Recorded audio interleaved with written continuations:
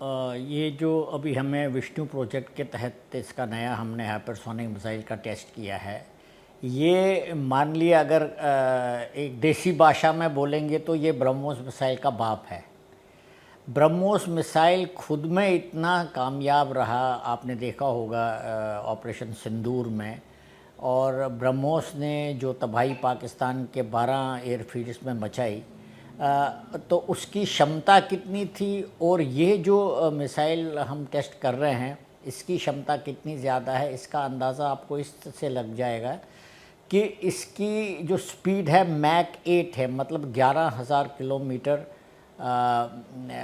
Per hour. और ये hypersonic missile जो है इसको कोई भी रडार नहीं पकड़ सकता।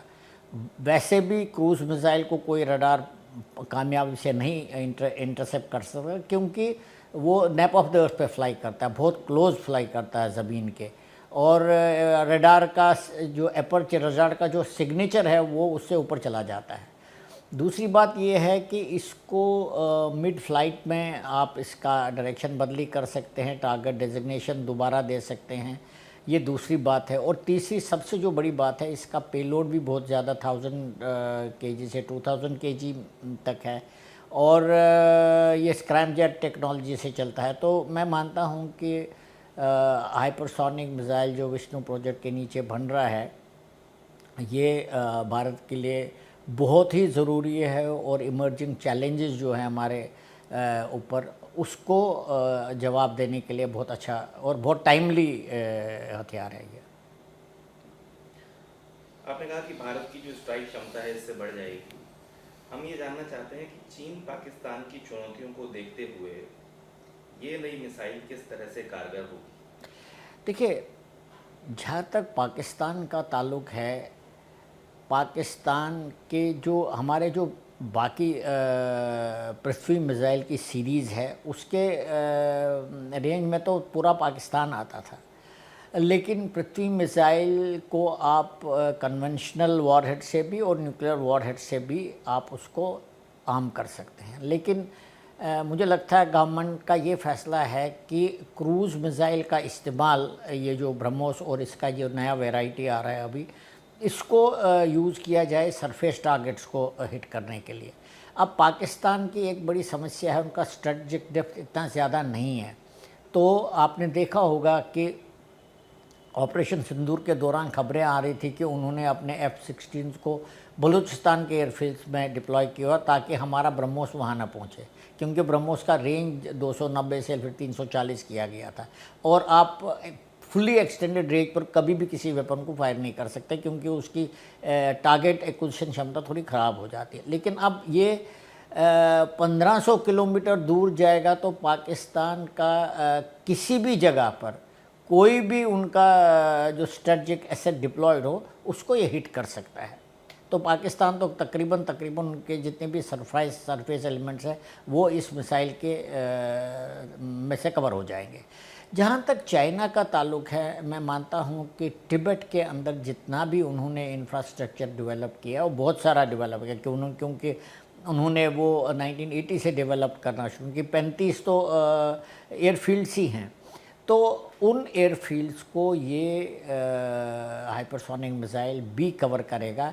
और चूंकि चाइना के पास भी बहुत कैपेबिलिटी है हिट करने की, तो उसके जवाब में ये एक बहुत ही कारगर हथियार साबित होगा। बहुत ही ज़बरदस्त, इससे हमारे जो टीथ हैं, जो हमारे दांत हैं, वो मजबूत हो जाएंगे। ठीक है।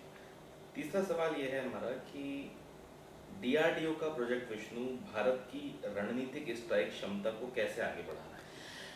देखिए, पहले क्या होता था कि आपने देखा होगा ऑपरेशन सिंदूर में तकरीबन पूरा युद्ध 2 या 3 दिन का जो युद्ध था हमारा, वो या तो मिसाइल से या एयरक्राफ्ट से या ड्रोन से फाइट किया गया, और ग्राउंड फोर्सेस का इस्तेमाल नहीं हुआ। और ये अब ट्रेंड रहेगी, क्योंकि भारत का पाकिस्तान के किसी भी क्षेत्र में उसकी धरती लेने का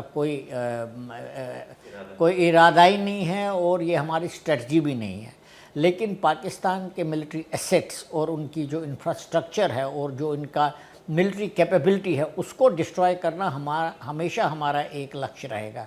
और उस स्ट्राइक, अगर आप उसको देखें तो हमारी स्ट्राइक कैपेबिलिटीज़ मुझे लगता है दिन ब दिन बढ़ती जा रही हैं। और मेरे ख्याल से ये ऑपरेशन सिंदूर ने हमें ये भी सिखाया कि अगर आप दुश्मन के रडार सिस्टम को सप्रेस करोगे तो आप अपने एयरक्राफ्ट, ड्रोन्स और मिसाइल को खूबी इस्तेमाल कर सकोगे, काफ़ी नुकसान पहुंचा सकोगे। उसमें डीआरडीओ का ये जो हाइपरसोनिक मिसाइल है या और भी चीज़ें जो अभी आ रही हैं पाइपलाइन में, वो काफ़ी कारगर साबित हो गए और स्ट्राइक कैपेबिलिटी तो बहुत ज़्यादा बढ़ जाएगी। भारत की मिसाइल पावर और भारत के एडवांस हथियारों की ग्लोबल डिमांड कैसे बढ़ती जा रही है? देखिए, पहले तो आपको पता है हम पिछले 10-12 साल से तो हम दुनिया के सबसे बड़े इंपोर्टर रहे, और पिछले 2-3 साल से, बल्कि 5 साल से मैं बोलूँगा, भारत ने इसके ऊपर एम्फेसिस डाला है कि हम अपने हथियार खुद बनाएंगे।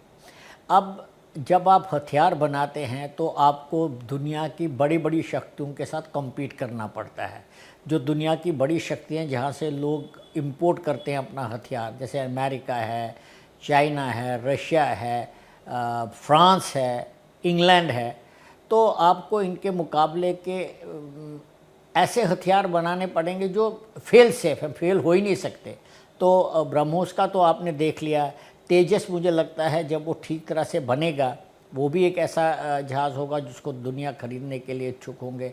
इसके अलावा कुछ हमारे पाइपलाइन में हैं, एंटी टैंक वेपन्स हैं, या हमारे रडार सिस्टम है, या हमारे ड्रोन सिस्टम है, जैसे टर्की पाकिस्तान को दे रहा है। तो ऐसे ही हमारे ड्रोन्स इस प्रकार के होंगे कि दुनिया हमसे ख़रीदना शुरू करेगी। तो मैं मानता हूँ कि अगले 10 साल में अगर हम अपनी क्षमता को बढ़ाते रहेंगे तो हम इंपोर्ट तो छोड़ दिए, हम तो काफ़ी हद तक एक्सपोर्ट करेंगे और उससे काफ़ी जो है हमारा फॉरेन एक्सचेंज अर्न कर सकते हैं। ETLD-HCM यानी extended trajectory long duration hypersonic cruise missile Bharat के लिए कितना ज़रूरी है?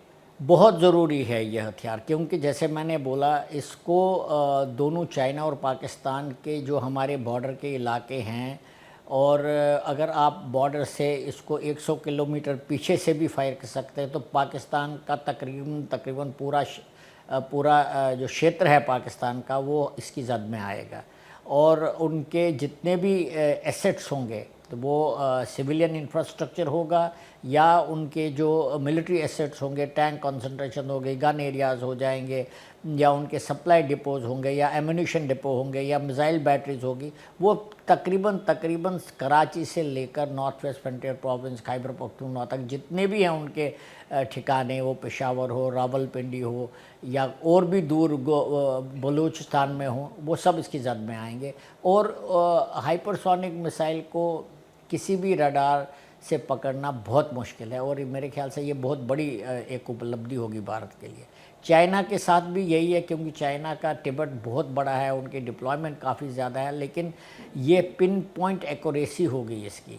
और मैं मानता हूँ कि चाइना के जितने भी एयरफील्ड है जहाँ से वो हमें धमकी देते हैं, तो वो भी इसकी जद में आएंगे, और ये काफ़ी अच्छी स्ट्राइक कैपेबिलिटी होगी भारत के लिए।